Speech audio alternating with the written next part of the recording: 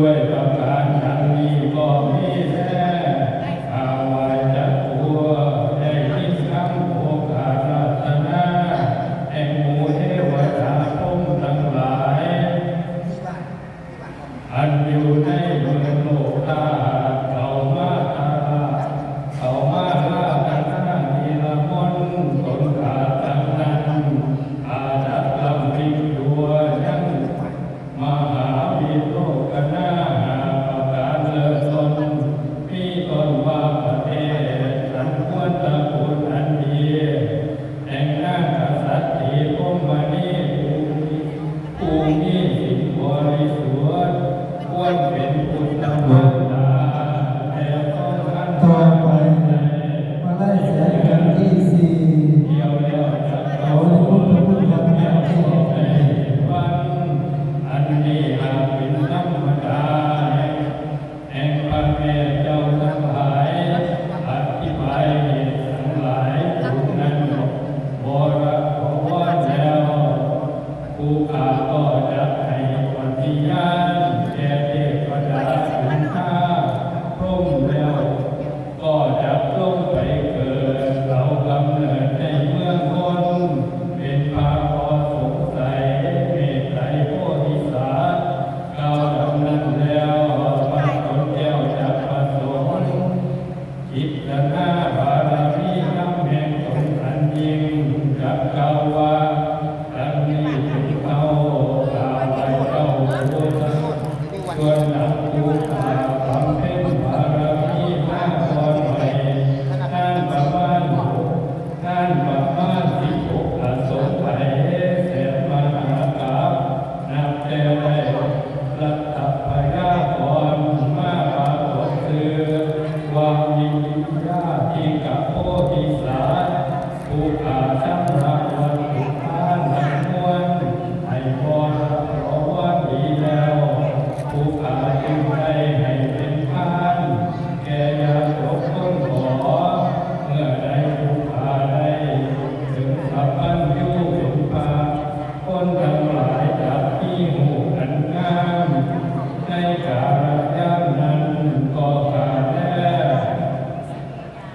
ผู้ขาได้ให้หัวเป็นทานแก่ญาติโยมทั้งหลายผู้ขากระทำธรรมสาสงฆ์ดีแล้วใส่ตาทำดีทั้งปวงงามเพียงผู้เอกชันเมื่อใดผู้ขาได้ถึงสัพพัญญูเป็นพาคนทั้งหลายเกิดมาปานนั้นผู้ดีงามเพียงกว่าตาบอดทักคนผู้ขาชำระเนื้อตนดีชื่นช่อยคือคงกันน้อยใหญ่ในสันดานพิเศษแล้วสัตว์ทั้งหลายให้เขาหายป่วยไข้นอนสุขอยู่นอนสมภารเมื่อใดผู้ขาได้ถึงสัพพัญญูรวมประเสริฐเป็นพระเลิศสงสาร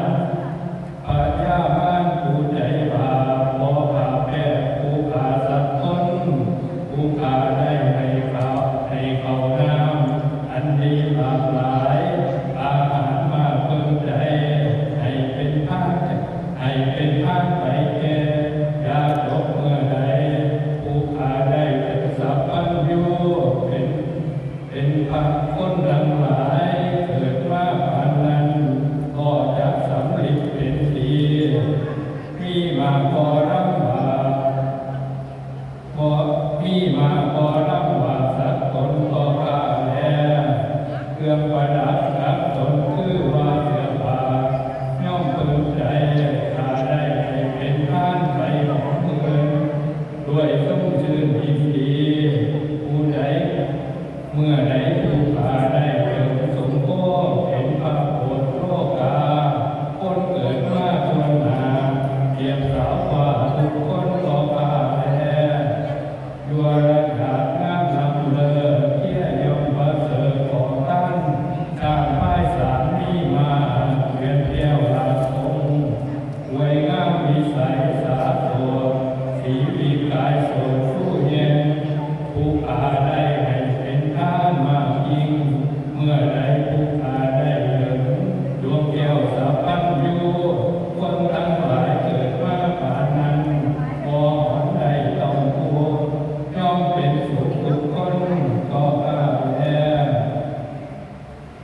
ผู้ขาจักโพสัตว์พ่อขา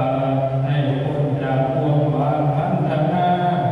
อาจักต้องตาคอยผัวให้มุ่งก็ทุกตัวมือใดถึงสัพพัญญูเป็นพาคนทั้งหลายทั้งหญิงชายล้วนหนาพอหอนเป็นไฟขาทั้งสักคนก็ข้าแพ้ผู้ขามีไม่ตีแพ้ความเหมือนดังไม่ใหญ่ก็เมืองเย็นเมื่อผู้ขาได้ลงมาจากสวรรค์ไปเกิดเป็นพระเลิศสงสาร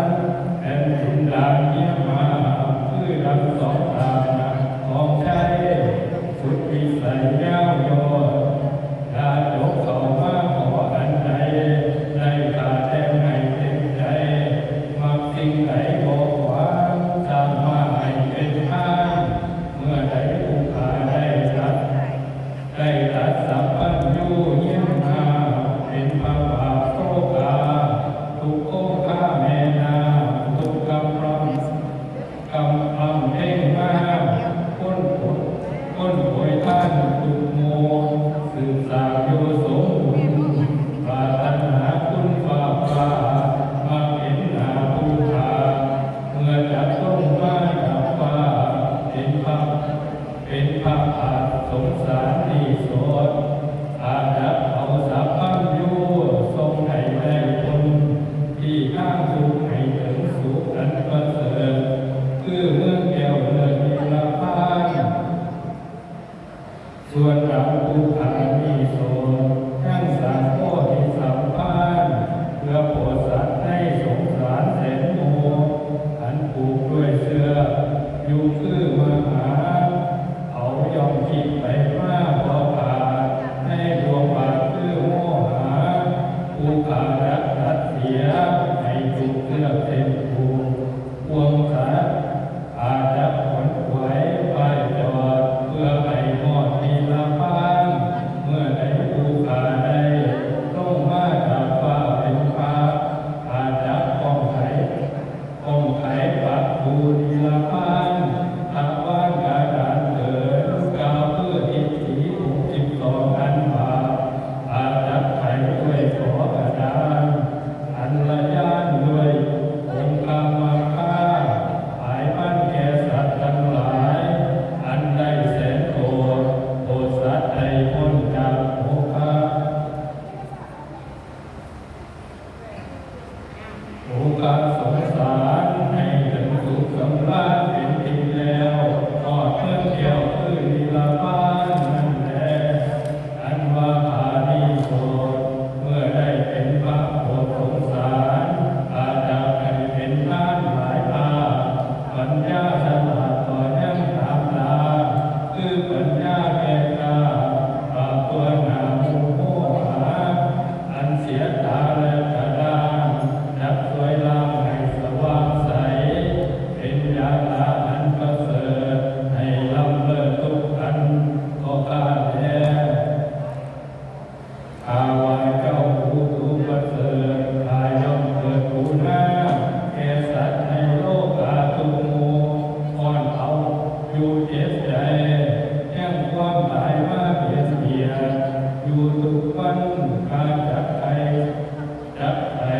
ยาตาทิพย์อันประเสริฐคือปัญญาแก้วเกิดคือชาอาจจะผลไหวยาผู้จอยคืออันต่อยเขาและคำตาย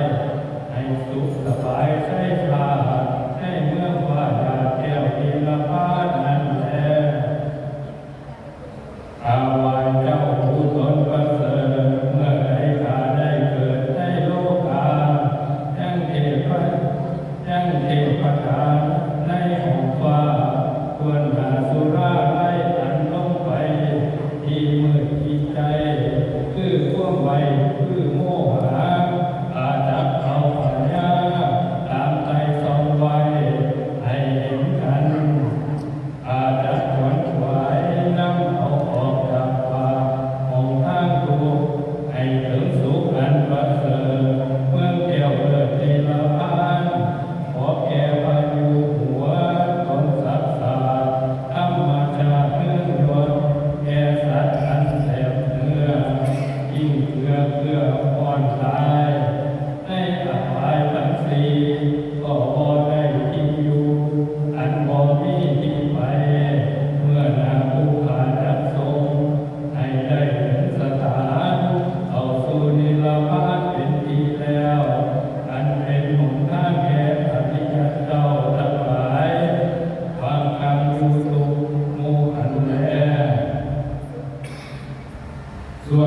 ว่าเจ้าราชในใจ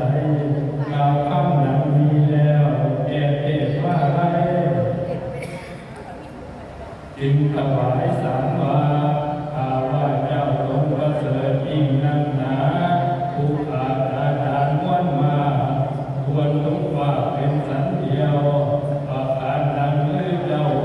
ผู้เอาสารอันนี้เมื่อผ่าแก่คนมาหวงหลายด้วยนิยายอันผู้อาจกล่าวให้หูข่าวสู่คนก็พาเดินในกาลเมื่อนั้นบ้านเมตไตรตนสักษาผู้โอกาสยามดีก็ถึงเลิกเองขับสุรีวายเหนือคิววายแล้วพระเอกแก้วจุฬาอันอินทาอาสาไว้ให้เป็นที่ไหวแก่เจ้าเอกแก่เจ้าเอกปัญญาภายเกิดให้บังเกิดใจบานไหวสถานที่คำองค์การล้ำเลิศนาประการก็จึงอำลาสารสังเทพบุตรนังสภาแสนโอษฐ์สังขยาอันไหลหลังเข้ามาใครเห็นบริวารสีสมภารตันเท้าตุกตามดาวผู้เมืองอันจัดปุกปะมาคือหนังประจันเป็นทิพากรรมอันเสด็จขึ้นพร้อม